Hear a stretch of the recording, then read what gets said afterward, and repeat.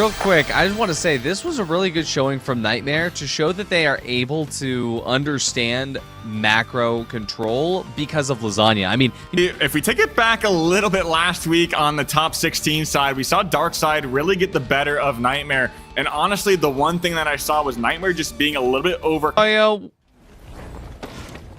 in the game. I agree. I mean, I'm going with Nightmare, and we're going back to Monaco. I think it's another Suspended Structures map. And it's going to be, I mean, it could be similar flavors early on. BMO now in the crossfire, narrowly gets away, dashes out last second before taking any damage. But Lasagna going to posture up on Church because this is such a powerful position to be in. Lamp as well on that mesh shield, which could be advantageous against this winch if he's able to block it out.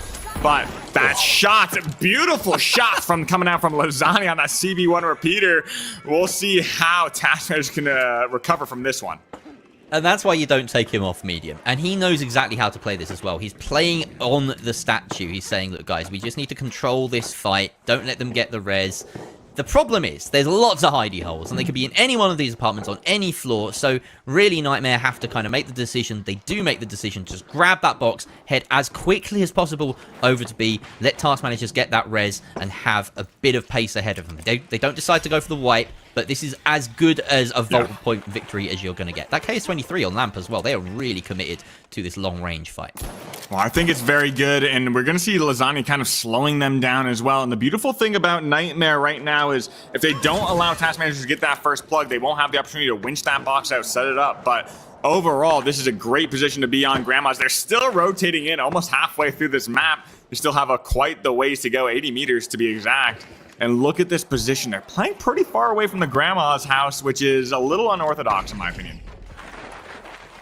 Yeah, but I think, you know, they're looking to control the roads, control the approaches, so it's a bit difficult. They see that gateway has already given quick access to Task Managers to the point, and suddenly they're scrambling, trying to close the gap. Thankfully, they do manage to force or rather Jimbo off of that steal, and everyone on Task Managers looking a little bit worse, where Lamp does get healed up for Nightmare. This is a decent amount of control, but now Jimbo on the second time of asking. Wade catches Lamp crossing there, and a 3 versus 2. This steal is going to be successful for Task Managers. A massive flip. The defib comes up. Can Nightmare re-establish control? They need to steal their box back. Wade going down from Lasagna again. This repeater is just a light killing machine in his hands. Yeah, and Grad's going to be trying to hunt down any light that he can find, swat away those mosquitoes. But now it looks like he's going to be going that force point. That, oh my, that C4. I think he may still be in range. He does take a big burst of damage. Going to be having to hop off that, and RPG goes out. But Lamp finds the better of him. I'm not sure if any team shots came out, but Lamp coming out on top overall. This should be BMO last one up. BMO needs to run by the time. But Nightmare going to get that flip. Beautiful, beautiful plays in that heavy 1v1. Kind of making that run back against Jimbo, getting the better of him. As soon as BMO got taken out of his invis there, you knew it was over. That was his last gasp attempt to stay alive. But, yeah, this is a lineup that I'm not sure we've seen Task Managers line up without Digcron, but with Jimbo, they always seem to be sort of juggling subs. It's a miracle, honestly, in my opinion, that they managed to make it to this top 2, essentially, in this first part of the day. But they are punching. You know, they managed to force Nightmare to sweat a little bit there. They got the steal. They just couldn't hold it in the post. And now we have a bit of a schism here. 2 teams in the Cathedral fighting for the high ground. It's currently Nightmares, but we can see Task Managers trying to climb their way up, trying to find an ingress point. Bit of long-range work coming out from BMO with that beautiful Vortex sight. Laying down pain at range, but easy enough for Nightmare to skirt up these spiral staircases. Lasagna has the burst damage in pocket, but he has an escape route as well, and cover. But the jump pads, they work for both teams. He gets chased down. Grad has his back, though, as Wade baited into his waiting arms.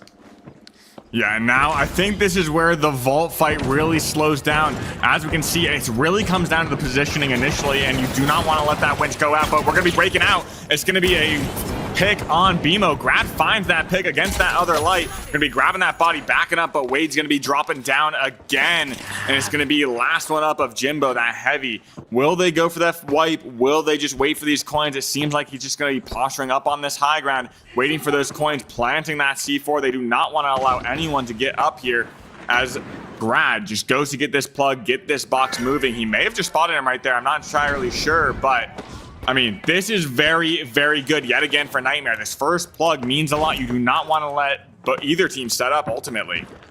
Yeah, and one of the really good things about running double light in this meta is that it gives you opportunity to scout, to find intel, but we're not seeing the sonars, we're not seeing the invis on the side of task managers. They just want to get in and frag.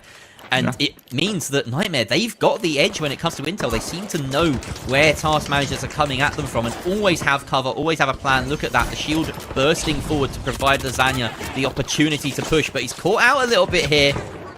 Some good heals coming in from Grad as well, though. Look, such a tight unit Nightmare have. They pick each other up when they're down. Yeah, and I think one thing that's understated is the chemistry between that KS23 right there and the repeater just doing so much burst damage together. I mean, Lamp just hitting every shot, taking out Jimbo. And it's not looking good yet again for task managers. They were able to get that reset, get their refight on this vault, but ultimately just not working out, not panning out how they want. I'm not entirely sure. I think Nightmare really cleaned things up in these 3v3s. They're playing together, playing as a unit. And here we go again. I mean, Lamp's not missing right now. He really isn't. That is a team wipe perfectly attributed to him, that KS23. I mean, dare I say it, Apo step aside, we got a new king in town. That is some dangerous KS23 play. Maybe a bit early to be calling it, but either way, they've got this cash out started. Task managers spawning in about 5 seconds. And it feels like the finale spot has Nightmare's name written all over it at this point. They are locked in today. They were shaky during the top 16. They just need to hold their nerve here.